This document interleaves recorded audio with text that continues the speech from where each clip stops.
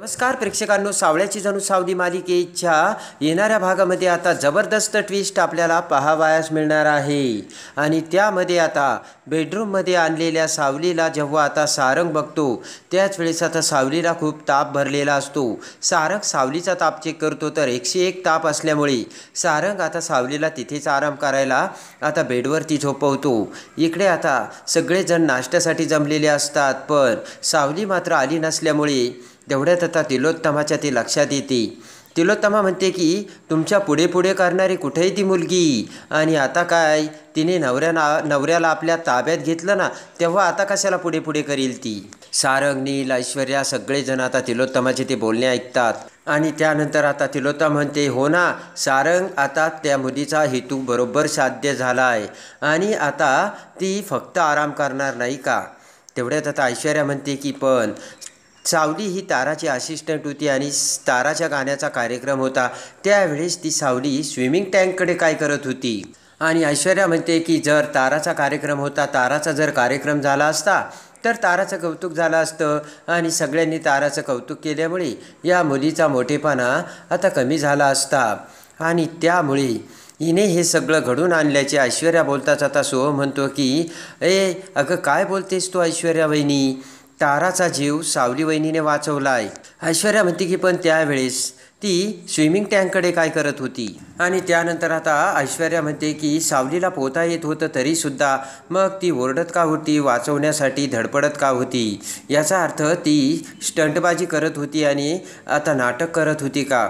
तेवढ्यात आता सारंग म्हणतो की मी काय म्हणतो ऐश्वर्या वहिनी, हे सगळे काही गेज करण्यापेक्षा आपल्या घरात आजारी कोणी आहे याची काळजी तुम्ही करायला हवी आणि याचा विचार यायला हवा तुमच्या डोक्यात. आणि त्यानंतर आता सारंग म्हणतो की बोलण्यापेक्षा खरं काय आणि खोटं काय याचा आता हे बघण्याचा अगोदर तुम्ही विचार करत जा. आणि तेवढ्यात आता अमृता म्हणते मी काय म्हणते, जेवताना कशाला उगीच वाद. आणि त्यानंतर इकडे आता पटकन आता सारंग जेवत्या ताटावरून उठतो आणि म्हणतो की सावलीसाठी जेवण घेऊन जातोय, मला जेवायची इच्छा नाही. आणि तेवढ्याच सारंग आतमध्ये जाताच इकडे तारा सोहमला म्हणते बघितलंस का. आणि इकडे आता सारंग हा बेडरूममध्ये येताच आता सावलीला उठवतो आणि म्हणतो की सावली, जेवण आणलंय तुझ्यासाठी, जेवण करून घे. तर सावली म्हणते की भूक नाही आहे मला. सारंग म्हणतो हे बघ सावली, डॉक्टरनी गोळ्या दिल्यात त्या घ्यायच्यात आणि त्यासाठी तुला जेवण करायला हवं. आणि पटकन आता सारंग सावलीला उठून बसवतो आणि प्रेमाने हा घास दादाचा असे म्हणत आता सारंग सावलीला प्रेमाने घास भरवतो. आणि त्यानंतर आता सारंग म्हणतो की सावलीचे बाबा सावलीवरती खूप प्रेम करतात ना, तेव्हा हा घास सावलीच्या बाबाचा असे म्हणत आता पुन्हा सारंग सावलीला प्रेमाने जेवण भरवतो. आणि त्यानंतर आता सारंग म्हणतो सावलीच्या आईला सावलीबद्दल किती काळजी असते आणि त्यासाठी हा घास सावलीच्या आईचा असे म्हणत सगळे जेवण आता सारंगने सावलीला भरवलेले असते. आणि त्यानंतर आता जेवण झाल्यावर सारंग सावलीला पाणी प्यायला देतो आणि म्हणतो की सावली आता झोपायचं ना. तर सावली म्हणते नाही. सारंग म्हणतो का. तर सावली म्हणते की दादाची मला खूप काळजी वाटते. आणि लगेच आता सारंग म्हणतो की जर तुला दादाकडे जायचं असेल तर सावली त्या अगोदर तुला बरं व्हावं लागेल आणि त्यासाठी मग तुला आराम करायला हवा, मग झोपायचं ना सावली. तर सावली होकार देते. आणि त्यानंतर आता सावली झोपते, पण सावलीला झोप येत नसते. सावली म्हणते मला झोप येत नाही. तर सारंग म्हणतो की आता मग त्यासाठी मी अंगाई गातो.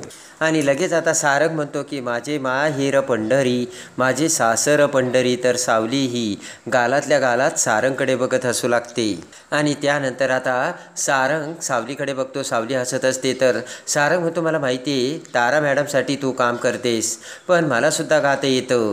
आणि लगेच आता सारंग पुन्हा गाणं म्हणायला लागता क्षणी सावली आता सारंगच्या तोंडावर बोट ठेवते आणि म्हणते मी झोपते आता. तर सारंग हसू लागतो. आणि त्यानंतर आता सारंग म्हणतो थांब सावली, मी चष्मा काढते. तर सावली म्हणते नको. सारंग म्हणतो का बरं. सावली म्हणते की कारण जर तुम्ही माझ्या स्वप्नात आले तर मला तुम्हाला स्पष्टपणे बघता येईल ना. आणि त्यानंतर ते ऐकून सारंग खुश होऊन सावलीकडे बघत हसतो. सावलीचा हात धरून आता सारंग म्हणतो की बघ बरं का स्पष्टपणे, मग मला मी सुद्धा तुला बघतो. आणि एकटक नजरेने सारंग आता सावलीकडे बघू लागतो. आणि सावली ही डोळे झाकते तर सारंग हा सावलीकडे बघतच राहतो. आणि त्याच वेळेस ते सगळं सारंग सावलीचं बोलणं आता चोरून ऐश्वर्याने तिथेच आड बाजूला लपून ते ऐकलेलं असतं आणि ऐश्वर्याचा मोठा जळफळाट झालेला असतो. आणि इकडे आता एकनाथराव आणि कान्हू हे आषाढी एकादशीच्या वारीला आता जय जय रामकृष्ण हरी असे टाळांच्या गजरात आता वारीला चाललेले असतात. विठ्ठलाच्या नामाचा जयघोष करत मोठ्या आनंदाने टाळ वाजवत कान्हू आणि एकनाथराव हसतमुख सुखासमाधानाने विठ्ठल नामाचा गजर करत आता वारी करत रस्त्याने जाऊ लागतात. आणि तेवढ्यात आता इकडे कान्हू म्हणते की साऊला फोन करायला पाहिजे ना. तर एकनाथराव म्हणतात कशाला. तेव्हा आता कान्हू म्हणते असं काय करता, सखदेवाचं विचारायचं होतं. तर एकनाथराव म्हणतात हो. आणि एकनाथराव आता त्यांचा मोबाईल काढतात आणि आता सावलीला फोन लावता क्षणी आता कान्हू म्हणते की सावली अगं सखदेव बरा आहे का. तर सावली म्हणते हो दादा आता बरा आहे. सारंग सरांनी त्याला हॉस्पिटलमध्ये भरती केलं आहे आणि डॉक्टर म्हणाल्या की त्याला बरं होण्यासाठी ना थोडा वेळ जाईल, तुम्ही काळजी करण्याचं काहीच कारण नाही. तर आता एकनाथराव आणि कान्हू यांचा जीव जरा भांड्यात पडतो. आणि तेवढ्यात ते ऐकून आता कान्हू म्हणते की विठ्ठलाचीच कृपा आहे आणि त्यांनी आपल्या जावई बापूंसारखा माणूस आपल्या आयुष्यात आणला आणि विठ्ठलाची खरंच कृपा आहे. त्यांना सांभाळ सावली. आणि लगेच आता तुझा संसाराची काळजी घे, तुझा संसार व्यवस्थित बघ असे आता कान्हूने सावलीला सांगितलेले असते. तर फोन ठेवताच पटकन समोर असलेल्या विठ्ठलाच्या मूर्तीकडे हसतच सावलीने हात जोडलेले असतात. आणि त्यानंतर आता दुसऱ्या दिवशी सकाळी सावली लवकर उठून तिचं सगळं आवरते आणि प्रेमाने सारंगसाठी सावलीने चहा आणलेला असतो. सारंग अजूनही झोपलेला असतो आणि तेवढ्यात अहो अशी प्रेमाने हाक मारत सावली सारंगला उठवते आणि म्हणते की अहो उठा, मी तुमच्यासाठी चहा आणला आहे आणि तुम्ही लवकर आवरून खाली या. तर आता सारंग सावलीकडे बघतो आणि म्हणतो की सावली किती जरी आजारी असली तरीसुद्धा सगळी कामे स्वतःची स्वतः करते आणि हेच तुझं मला आवडतं. तर सावली खुश होते. आणि त्यानंतर आता सारंग म्हणतो की खरंच मला खरी बायको मिळाली, तिच्यासोबत संसार करायला मला खूप आनंद होतोय. आणि लगेच आता सावली म्हणते की हे असं तुम्ही माझ्यासोबत गोडगोड बोलताय आणि मग माझा आजार पण कुठल्या कुठं पळून जातो. आणि तेवढ्यात आता सावली जाऊ लागताच आता पाठीमागून सारंग हा सावलीचा पदर पकडतो आणि सावलीला आपल्याकडे ओढतो. तर आता सावली प्रेमाने सारंगकडे बघते आणि म्हणते की अहो सोडा ना माझा पदर. तर सारंग म्हणतो का. तर सावली म्हणते कुणीतरी बघेल ना. सारंग म्हणतो बघू दे ना मग, बायकोचाच तर पदर पकडला आहे आणि बायकोचा पदर पकडायला कशाला घाबरायचं. तर आता सावली म्हणते की त्याला काही वेळ काढ. तर आता बायकोचा पदर पकडायला वेळ कशाला पाहिजे असे आता सारंग हा सावलीला बोलतो. आणि एवढ्यात आता सावली ही किचनमध्ये येते अमृतासोबत. आता सावली स्वयंपाक करत असते. तेवढ्यात सारंग तिथे येतो आणि सावली सारंगला बघते आणि म्हणते सारंग सर तुम्हाला काही हवं आहे का. तर आता सारंग तुम्हाला तुझी काळजी वाटत होती, तू आजारी आहेस ना. तर आता लगेच अमृता हसून खुश होत म्हणते सारंग अरे आम्हा बायकांना एवढ्याशा तापाने काही नाही होत, डोंट वरी. आणि अमृता आता पाठीमागे वळते. तर तेवढ्यात सारंग प्रेमाने सावलीच्या जवळ येतो. सावलीला आपल्याकडे ओढू लागतात. सावली ओरडते. तर पटकन सारंग बाजूला होतो. तर अमृता म्हणते काय झालं का सावली. तर आता सारंग म्हणतो झुरळ. आणि सावली म्हणते कोणतं झुरळ कुठं आहे. तर लगेच आता सारंग म्हणतो की तुझ्या पायाजवळ आलं होतं ना म्हणून तू ओरडलीस सारंग अशी. तर लगेच आता सावली म्हणते हा. सावली म्हणते की मिशीवालं मोठं झुरळ होतं बरं का. तर आता लगेच सारंग म्हणतो की हो असतात ना मिशीवाले मोठमोठाले झुरळसुद्धा असतात. आणि तेवढ्यात आता अमृता म्हणते की सावली नेमकं मिशीवालं झुरळच होतं ना, सांग ना काय गं. तर सावलीला अजून मान खाली घालते आणि अमृता हसू लागते. आणि इकडे आता मेंदळ्यांच्या घरी दुसरे जण सगळे दुसऱ्या दिवशी जमा झालेले असतात. तर तेवढ्यात तिलोत्तमाला कंपनीतून फोन येतो. तर तिलोत्तमा म्हणते की कंपनीचे जे काही इम्पॉर्टंट मेन डिसिजन असतात ना ते सारंगच बघतो आणि सारंगच घेतो. तेव्हा प्लीज तुम्ही सारंगला फोन करा. आणि तसंही मीटिंगचं प्रेझेंटेशनसुद्धा तोच बघतो. तर मीटिंगसंबंधीसुद्धा तुम्ही त्याला फोन केला तर चालेल. आता ऐश्वर्या, तारा, सोहम, नील, राज सगळे आता सारंगला तिलोत्तमाने मोठेपणा दिल्याचे बघतात आणि ते सगळं ऐकतात. सारंगही तिथेच असतो. आणि लगेच आता तिलोत्तमा म्हणते की मी मीटिंगला चालले बरं का, या मीटिंगचा आपल्याला फायदाच होणार आहे. आणि तेवढ्यात आता ऐश्वर्या म्हणते की 100%.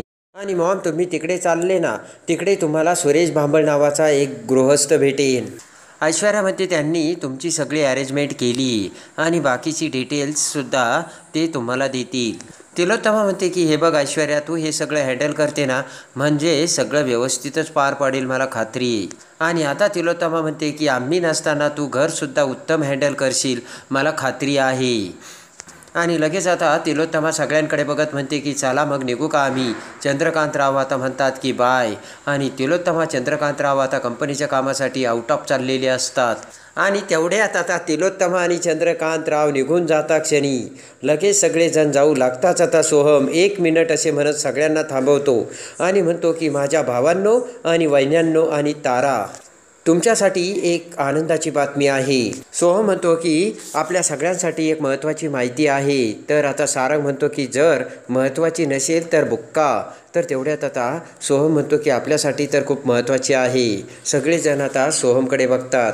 आणि तेवढ्यात आता सोहम म्हणतो की आपण या घरात आता 4 कपल्स आहोत आणि 4 कपल्ससाठी या घरात आपण एक छोटीशी पार्टी अरेंज करायची. तर सगळेजण विचारात पडतात.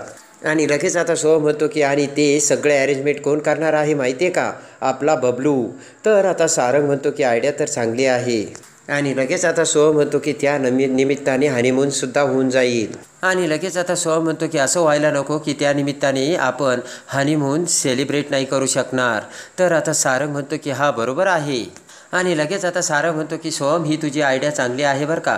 काय वाटतंय तुला सावली? तर सावलीला अजून चूर होती. आणि लगेच आता सोहम म्हणतो की राजदादा तुला कशी वाटली ही आयडिया? तर राज म्हणतो एकदम फालतू, मला नाही आवडली. पुन्हा आता राज अमृताकडे बघतो आणि बघू असे म्हणत आतमध्ये जातो. तर सारंग म्हणतो की सोहम मला तुझी आयडिया आवडली आणि लाख कामाला. तर सोहम खुश होतो. आणि लगेच आता सोहम म्हणतो की आता येईल माझ्या आणि लगेच मी तयारीला लागतो. सोहम आणि बबलू आता पार्टीसाठी तयारीला निघून जातात. आणि आता पार्टीनंतर होणार असतो तो हनीमून. आणि आता तिलोत्तमा चंद्रकांतराव निघून जाताच आता सोहम आणि बबलूनी मेंढाळ्यांच्या घरात कपलसाठी एकदम छान अशी पार्टीची अरेंजमेंट केलेली असते. आणि त्या पार्टीमध्ये आता ऐश्वर्याचा मोठा जळफळाट होत असतो. आणि ही पार्टी सेलिब्रेट करून आता सगळे कपल्स हनीमूनसुद्धा सेलिब्रेट करणार असतात. आणि जर आता यामध्ये इकडे सावली आणि सारंग हनीमून मध्ये एकत्र आले तर मेंढाळ्यांच्या घरात पाळणा आलू शकतो हे आता ऐश्वर्याच्या लक्षात येते. आणि ताबडतोब आता ऐश्वर्या सारंग आणि सावली एकत्र येऊ नये आणि त्यांच्यामध्ये हनीमून होऊ नये यासाठी आता कामाला लागते. आणि त्यासाठी ऐश्वर्याने एक भयानक प्लान केलेला असतो.